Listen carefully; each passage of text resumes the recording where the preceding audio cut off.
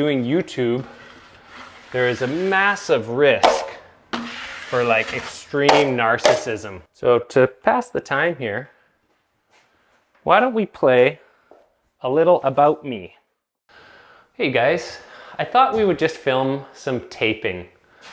We got about 100 sheet job here. This is a basement, and then there's a couple rooms upstairs that I won't be showing, but I've done so many basic how-to tutorials that I thought, why not just do one where I show like long form how I actually work and do the job? Because you guys don't get to see that very much. I'm just always explaining everything, and I like to just work sometimes. So that's what we're gonna do. So everything's pre-filled. We're at the taping stage, and up here in Canada, this is how we like to do it. You know, a lot of people use bazookas, but I'm gonna be using the super taper, taping mud, leaves a couple mils of mud on the tape. This is the slop bucket. I'm about to get way messier throughout the course of the day. I've had this bucket rigged up with tie wire forever. So there's just enough to do these pre-filled butt joints. Just enough. I think if I wipe carefully, I won't get any blisters on that. We got a little guy right here. Don't forget that. That's not enough mud on there. I'm just gonna do all the butt joints in this room. And I've got my friend helping me, the same person who punched a hole in the wall on the Fibafuse video, the same person who didn't put his phone on silent.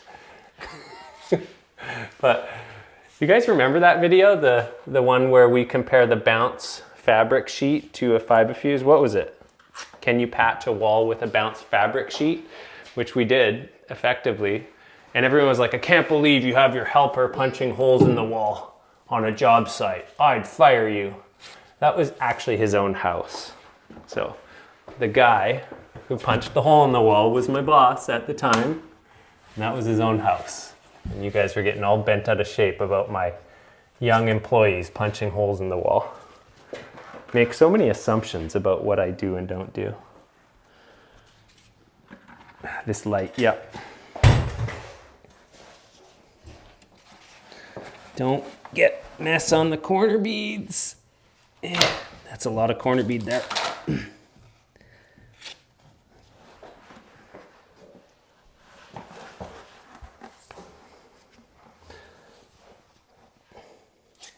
This ran a little short, that's okay. It's behind the kitchen cabinets. And what, we got one more right here.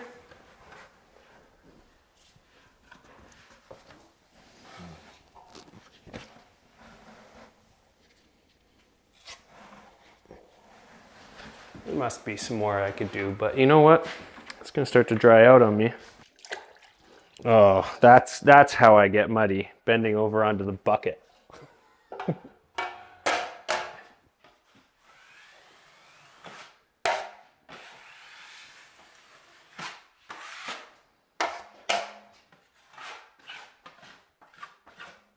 That one has just enough mud under there. When I do this, I'm careful.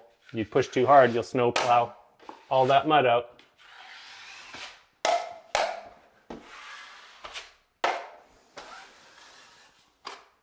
I should have taken the bucket off. It's not too late. I hate that. Yuck. I have a white shirt. Maybe I'll change into it later.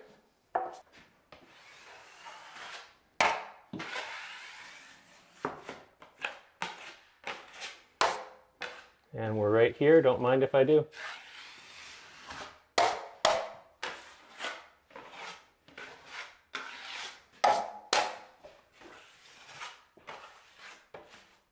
That one does not have enough mud at the back.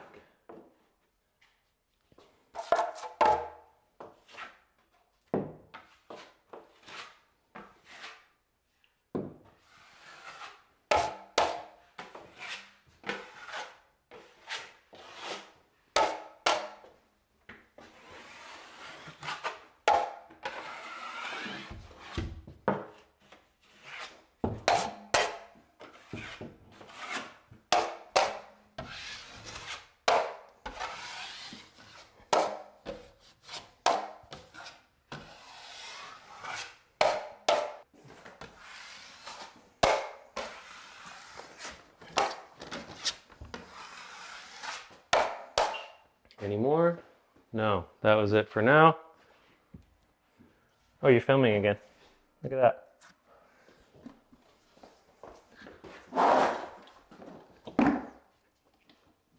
You don't even always have to wear the bucket once you get to ground level stuff.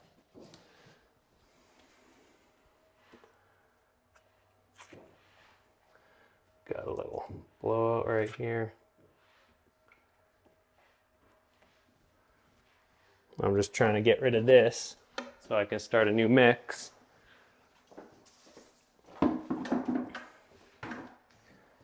As I want a soupier one with more mud on the tape. This is barely getting enough mud in to even... Okay, we'll have to split a tape here, whatever. And my dude there, camera guy, had to... Nick is his name. Nick had to take a call, so I actually mixed up some more mud. It's really soupy now. You can look at that, right? That's how it should be for this method. Really runny.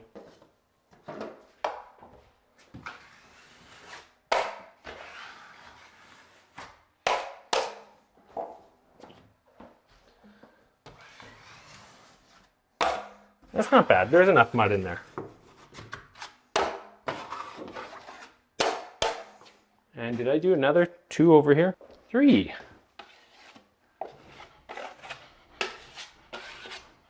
Paper mache.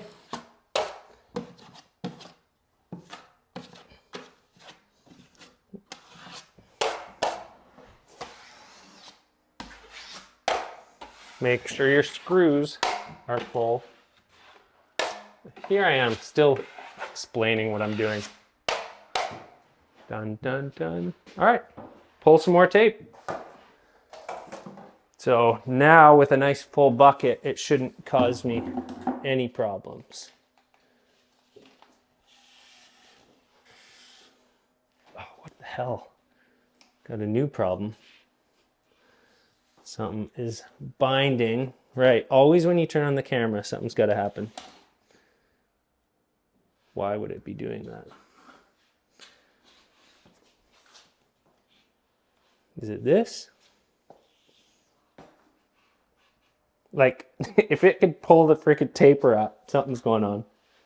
There we go. I have no idea why.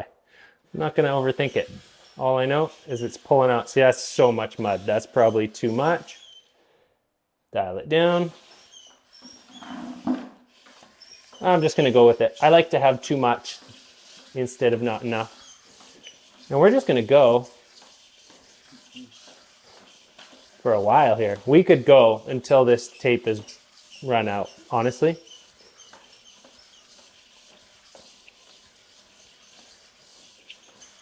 But I don't know.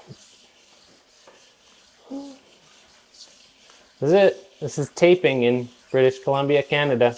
The vast majority of houses, condos, high-rises, all get done this way by some dude with mucky hands. Okay.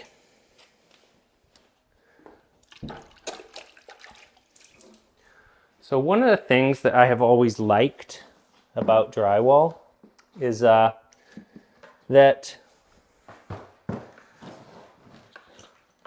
you don't have to think too much. So it's one of these jobs that kind of allows me to be able to think a lot. I'm a thinker. I like thinking. So when I'm doing this kind of work,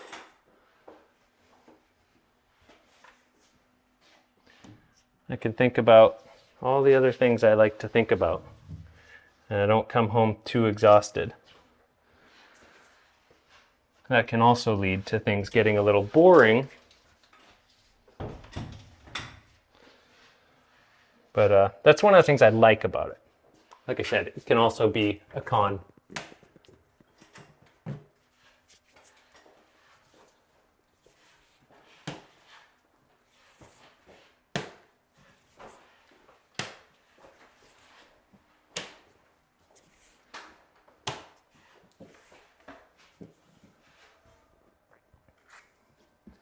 So to pass the time here, why don't we play a little about me?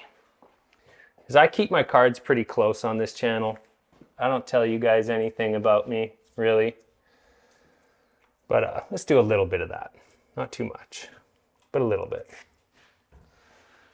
Okay, so I have grown up in Vancouver my entire life. I'm actually third generation. My grandfather was born in a little house in 1914 in Vancouver. My dad was born here. So that's 3 generations. My wife also has at least 2 or 3 generations here, which is not typical for Vancouver.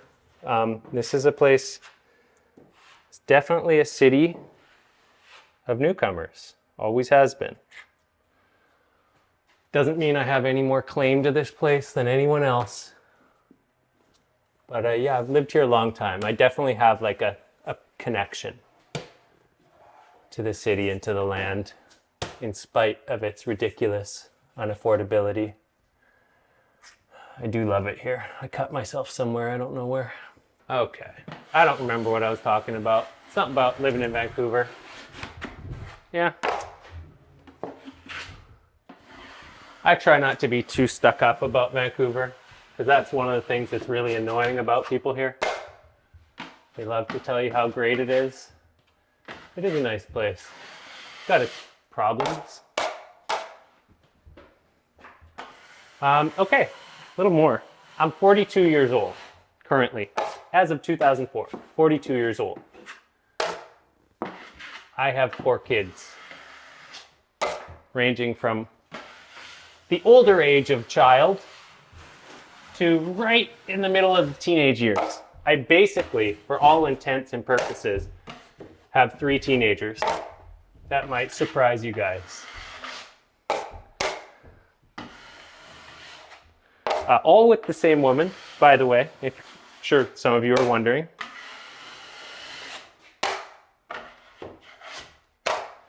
Not that there's anything wrong with the way other families come about, just, you know, I know that question naturally goes into people's heads. Mine too. I have been a skateboarder, avid skateboarder, for 30 years. Started when I was 11. Well, we've been pushing 31 years actually, but that is actually my passion. In all honesty, I have a skateboard channel if you guys don't know about it. It's just my name, Ben DeGros. If this channel would just keep bringing in money with no maintenance, I'd probably cut myself on this. If this channel would bring in money with no maintenance, I'd probably focus all my energy on the skate channel. It's what I love to do, but it's not viable, so I don't. You know.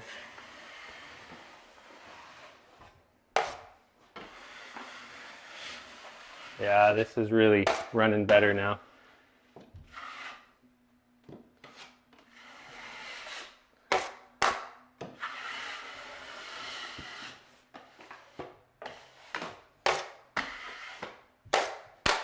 Okay, more tapes. There's still a few more in this room. And then we'll move the light and get on to some more. We got this little one. I may as well get this one while we're here. I'm sure it's a bit too dark in here for filming, but. And we got a little extra one that needs some doing here, but a lot of time I'll just do that. Yeah, skateboarding for 30 years. Never went pro or anything. My brother did. That was pretty cool. Am I salty about it? Not really. Not terribly. What was your worst injury? Oh, injuries. Good one. So my filmer asked what my worst injury was. It was definitely breaking my arm in half, compound fracture. So when I was 14, I broke my arms like 6 times in the space of 1 year. I just grew too much, got like really tall and skinny, and the bones couldn't keep up, right? They get spongy or something. Hollow, like a bird. Anyways, that's what happened. Do we have more tapes in here? I feel like I've got them all. But you know what we haven't done is I was letting somebody practice the router. It didn't work out. Happens, takes time to learn, but pre-filled them. You guys don't need to see all this, but that's what you got to do when somebody overdoes it on the router.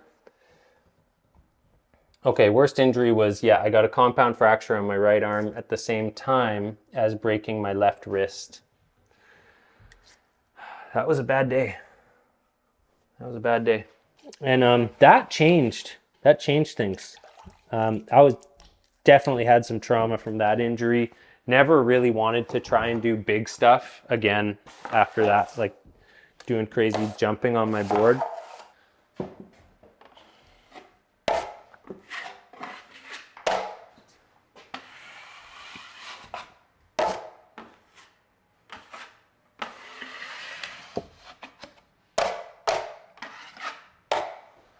And we got a little one there.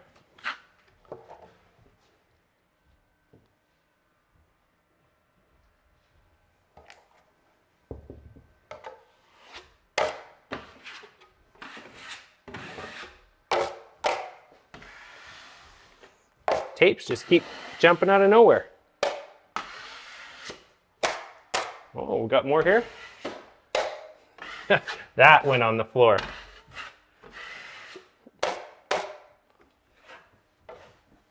Doesn't always matter how you wipe it out. Only matters how it looks when you're done and if it's still where you put it. Sometimes I'll do these little ones.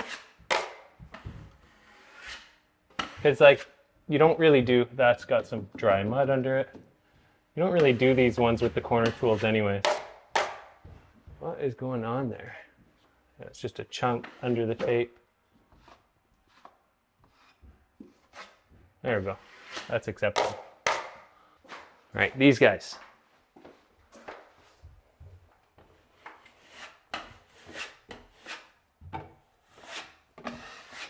If you're careful, you can wipe it all out at roughly the same time. It just takes a little bit of farting around and back and forth. There we go.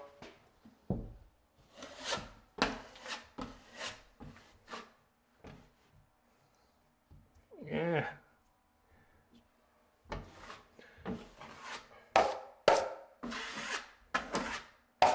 And we got a little bit of dry tape under there, but not for long. It's the thing. When you're doing drywall, you have to see everything. You gotta pay attention to every little nook and cranny in the place. You gotta get to know the walls. Okay, let's move the light. Let's go into this nice big section. All right, butt joints. This job is nice. It's 7'2". And if you're wondering, I'm 6'1". I am only at the beginning of tall. People often think I'm much taller than I am, but no, I'm only at the beginning of tall.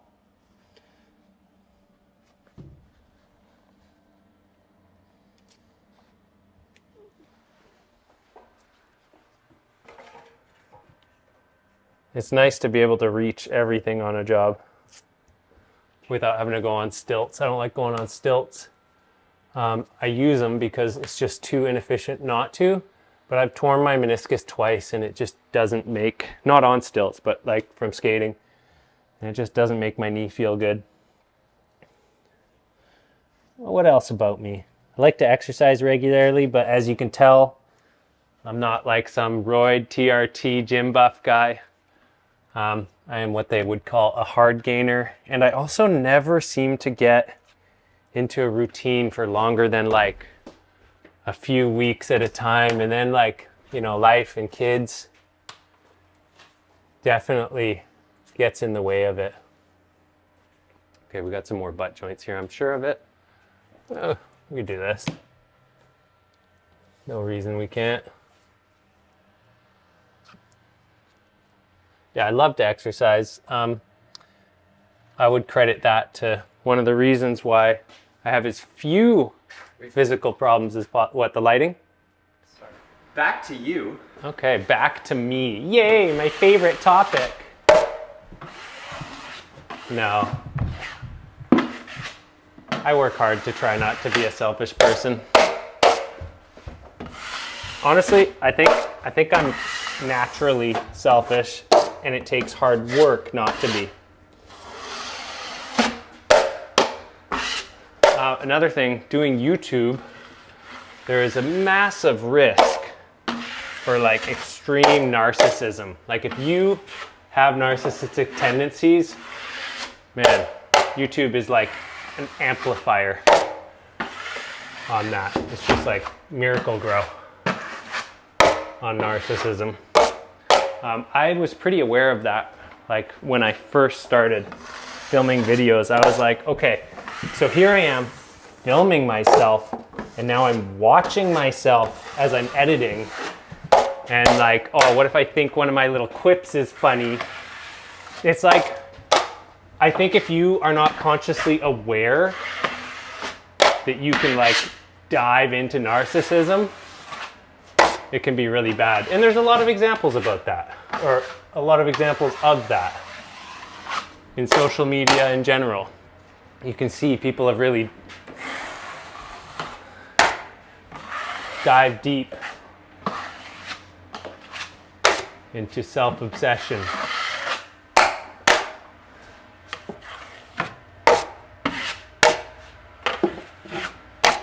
The only way out of that is to remember that you are a blade of grass in a sea of green, and you are not put here just to serve yourself. Or remember that you're doing drywall videos and not travel vlogging. Yeah, I tried the travel vlog. Didn't work out. So I don't know if you guys heard Nick. He said, or remember that you're doing drywall videos, not travel vlogging. I hope that this video isn't too much of a narcissistic endeavor. I hope you guys are actually getting something. This one's for the visual learners, like the people who like just watch how you do something and kind of get the idea, you know? I know I'm like that. Like sometimes people just talk too much. I feel like I just had a moment of clarity after saying that. Shut up and ASMR my tape.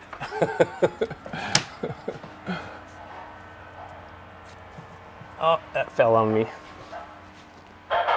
Is that just one flat joint here? Yeah.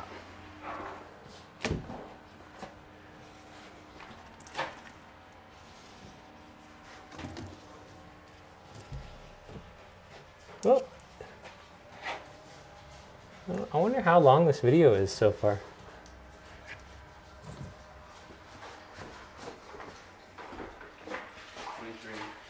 23 minutes?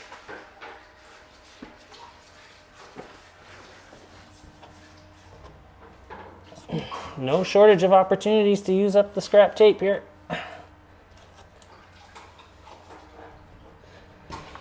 All right, Vancouver narcissist, let's see it. I don't know if you guys heard that. My filmer said, all right, Vancouver narcissist, let's see it. Oh.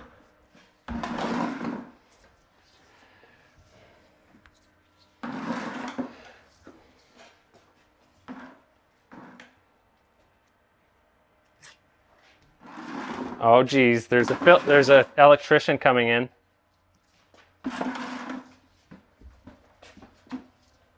Hi, Sean. Hey Ben, how's it going? Super. Thanks for asking. Oh, wrinkles.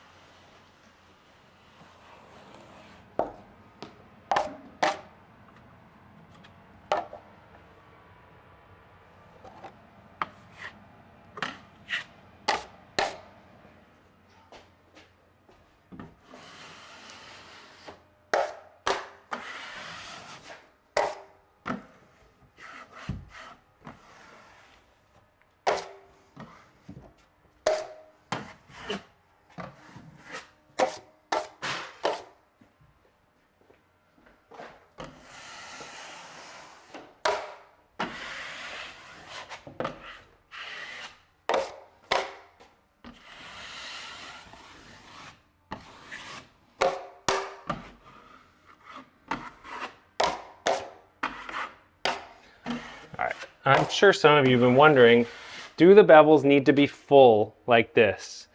It's nice when they are, they don't have to be. 2 coats over tape will cover it.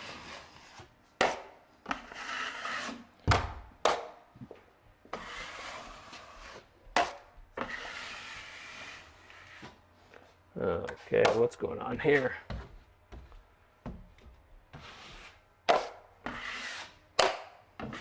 All right, that is a bunch of butts and flats taped for the visual learner. Okay, yeah, there's just enough mud under there. Okay, let's get somewhere that's a little better lit. Okay, that's probably enough watching stuff. Yeah, that's how I tape flats and butts. And how I say a bunch of words at the camera. Next, we're gonna do probably corners. I'll do a video about corners, both inside and outside, 2 separate videos. And we'll probably do some videos about the coating stage, just some like long form, kind of ASMR videos where I hopefully don't talk too much through the whole thing. But to ensure that I do, I'm gonna go get a coffee and lunch before the next video. Hope you guys are doing awesome. As always, hope your projects are going well, but I hope you're doing even better. Bye. Ah, who left that? At least I didn't go for lunch and leave it. Or overnight.